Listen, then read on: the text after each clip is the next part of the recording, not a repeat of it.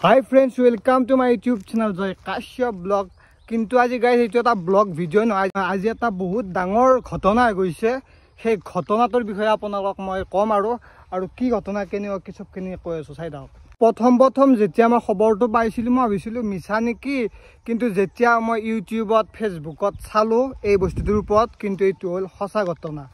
So কি হৈছিল basically বৃহস্পতিবাৰে মাজনিশা অৰ্থাৎ মঙ্গলদৈ চহৰৰ মাছমজিয়াত বৃহস্পতিবাৰে বুঢ়াপাৰা নামৰ এখন গাঁৱত আৰু তেওঁক আক্ৰমণ কৰা হয় আৰু খিটিকাই মানে দীপজ্যোতি তাক আক্ৰমণ কৰা হয়, যাৰ ফলত তেওঁৰ মাথাত আৰু হাতত বহুত বেছিকৈ আঘাতপ্ৰাপ্ত হৈছে আৰু বৰ্তমান তেখেতক গুৱাহাটীত ICUত ভৰ্তি কৰাই থৈ দিছে।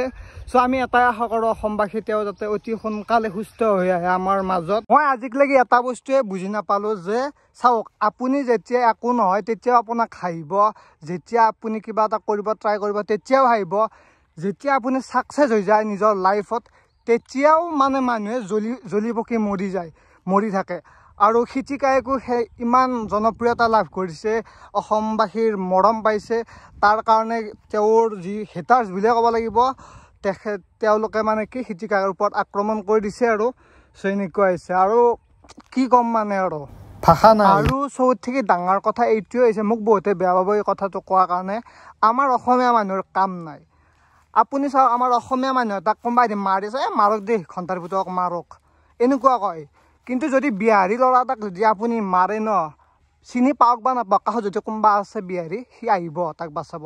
কিন্তু আমাৰ অসমীয়া মানুহে এনেকুৱা তাক মাছি মাৰক দি দুই গছ পালি যাই পেলাই মাৰিব হা, সেনেকুৱা টাইপৰ। আৰু ইয়াত মই আপোনালোকক স্ক্ৰীনশ্বট এটা লগাই দিছোঁ, চাওক এখেতৰ কেনেকুৱা অৱস্থা হৈ গৈছে চাব পাৰে, কি ক'ম মানে। আৰু এনেকুৱাওতো নহয় যে দীপজ্যোতিটা অলপ গুণ্ডা টাইপৰ মানুহ, এনেকুৱাওতো নহয়, তেওঁ একদম সাধাৰণ চিম্পল মানুহ। তেওঁক বহুতবাৰ লগ পাইছোঁ মই, ইয়াত ফটো দিছোঁ আপোনালোকে চাই ল'ব, বহুতবাৰ লগ পাইছোঁ, কিন্তু তেওঁ ইমান সাধাৰণ ইমান মানে ভাল মানুহ, তথাপিও এনেকুৱা হয়। আৰু সচৰাচৰ ভাল মানুহৰ লগতে এনেকুৱা ঘটনাবিলাক দেখা যায় আৰু যদিও সৰু হ'ব পাৰে, বাট মই এইটো মোৰ কাৰণে বনোৱা নাই, খিটিকাইৰ জাষ্টিছৰ কাৰণে বনাইছোঁ। অপৰাধীক অতি সোনকালে ধৰিব লাগে সেই কথা, আৰু আশা কৰোঁ দীপজ্যোতি দা অতি সোনকালে আমাৰ মাজত সুস্থ হওক। তো আজিলৈ বাই বাই, জয় আই অসম।